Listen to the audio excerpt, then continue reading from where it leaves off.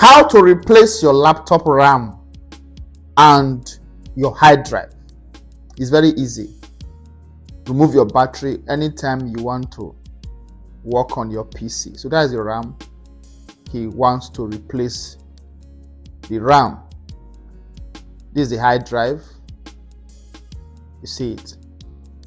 So the RAM supports your processor to work smart and fast, while the hard drive is to keep your videos, your pictures, your informations, your datas.